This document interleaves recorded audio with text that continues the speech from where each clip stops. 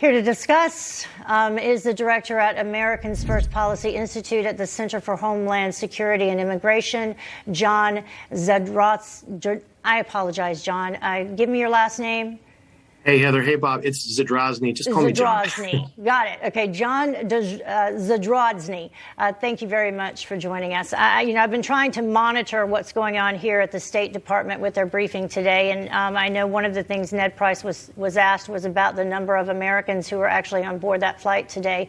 He's apparently saying that the State Department invited more than 30 American citizens and legal permanent residents to board that first flight from Kabul to Doha. He says not all showed, so less than 30 were there on that flight, not the 100 number that we've heard today. Yeah, how nice of them to invite the Americans to run the hurdle of the Taliban to get to a plane to fly out of the country to safety. On that particular subject, it is kind of a disgrace that we still have Americans there. I know that a lot of people are working really hard behind the scenes to get them out. In terms of the foreign population on those planes, it's a disgrace also that while Americans sit and rot outside of Kabul and are at risk of harm or even death, we're loading literally tens of thousands of people whose identities we don't know or anything about them onto planes, dropping them off in the United States, and by some accounts, just putting them in Ubers and literally sending them out into the community. Any claim by this administration that there is substantial, significant, responsible vetting is just flat out untrue. You can't vet tens of thousands of people for whom you have no information. You just can't do it. Even under the best of circumstances, when the federal government is in the process of vetting people for entry to the United States, either for non-immigrant or immigrant visas to come in either permanently or temporarily, it takes weeks to months under ideal circumstances. In third world countries where record keeping is poor, it takes months to years. The thought that you could load literally tens of thousands of people onto planes and know who they are is preposterous. So, I'm just kind of shocked. You mentioned before, Heather, the lack of follow-up by the White House press corps. Nary a question on, really? Are you sure you can actually do this? Can you show us some proof that you're actually able to vet this? How much information access do you have? John, can we have limited time. I want to spin it forward. Sorry. Do these people end up in our communities essentially unvetted? Well, the short answer is yes. Unfortunately, that's exactly what you're going to see. The White House might be telling you that they're being thoroughly vetted on military bases.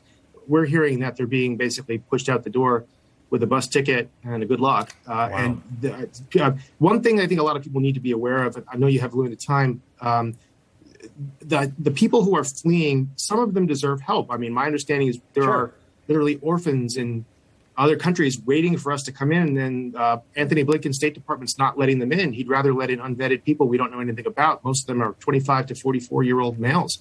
The reality is a lot of dangerous people are fleeing the Taliban.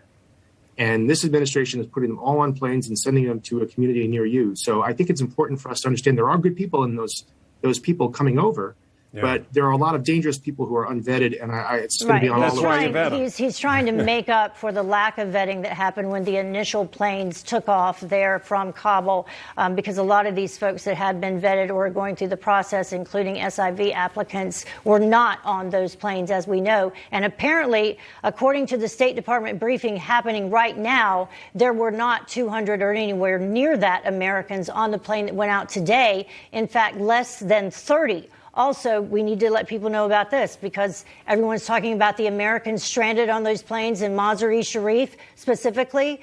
Everyone was outraged about it. 6 planes sitting there. They're still all sitting there. And he said today that the U.S. is asking the Taliban to comply with their promise of safe passage for those who wish to leave Mazar-e-Sharif and that area. So they're still sitting there, and we don't have permission for them. He also acknowledged a terrorist threat operating in Afghanistan, and that's why some of these planes also can't take off. Obviously, there's a terrorist threat. Yeah, this turns out when you make deals with terrorists, they lie. Who would have thought that would have happened? Wow. All right, John. Thank you. John Zadrozny, thank you very much, sir. Yeah. Coming up.